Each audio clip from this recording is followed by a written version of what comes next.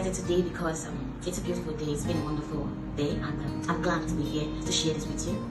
I've had this in mind for a long time, and I thought to share, and I also thought that this might be beneficial to someone out there. And yeah, so listen. All right, I want to talk about the teacher's plight. Now, plight is basically a point of suffering, okay, a point of pain.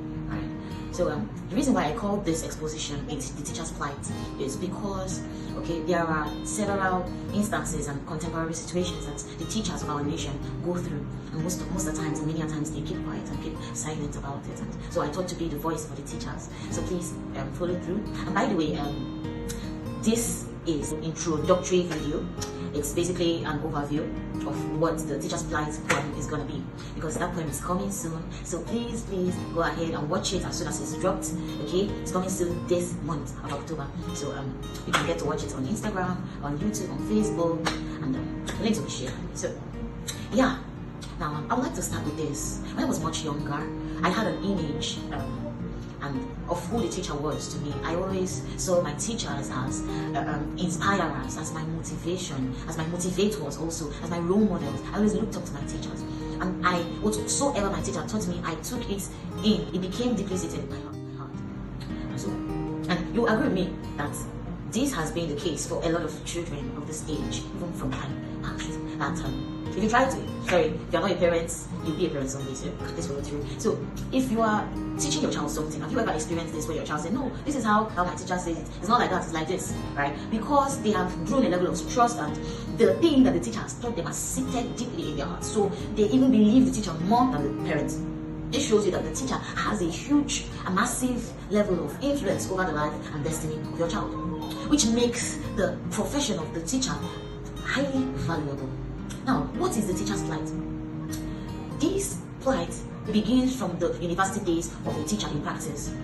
Now, take me for instance. When I was in my first level, by the way, I'm studying health, safety, and environmental education, right? My course is multi-faced, so but there's education aspect to it too, and I studied in the faculty of education. So I got that experience of being devalued. And so someone asked me, what are you studying? And this person was someone I held with high esteem and I respected so much. And I told the person, I'm studying health, safety, and environmental education. And I said it with all the best and confidence. Maybe I should guess what the person said to me. He said to me, see how she said it as if the course is something to reckon with. What? Ouch! That hit me to my bone marrows. At that point, I became dim and I felt so bad, right? Because, I mean, the value level of that the faculty of education was so tiny, right? And meanwhile, it is from this faculty of education and the influence of teachers that, you know, all of the spheres of influence come from. Because a child while growing up must experience the period of education and pass through teachers. So if teachers are devaluated like this, what then will be the future of the children of the coming generation? So now, this got me thinking, I mean, how did we get here? How did the teaching profession get to this extent, right? Because, you know, some people even now feel ashamed to proclaim what they are studying in school, or to say it out loud that I'm a teacher, right? You know, they just find it difficult because, I don't know, the world and this country and the contemporary situation and everybody that surrounding us has painted a picture that is negative, that has devaluated the teaching profession. If you know any education student or any teacher, you can go ahead and ask them. Surely they will tell you their experiences. So as I was saying, as if that wasn't enough, I continued to pass through several. Okay, I had to mention my course of study and be hit on my face with this same devaluation. And so it began to affect my self-esteem, and that gave rise to inferiority complex.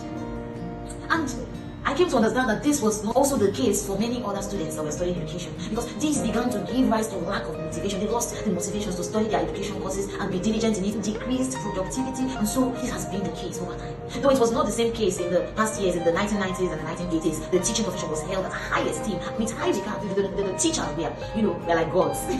Yes, you know, there was so much respect. He's a teacher. Oh, wow. But now, what happened? What was the cause of this?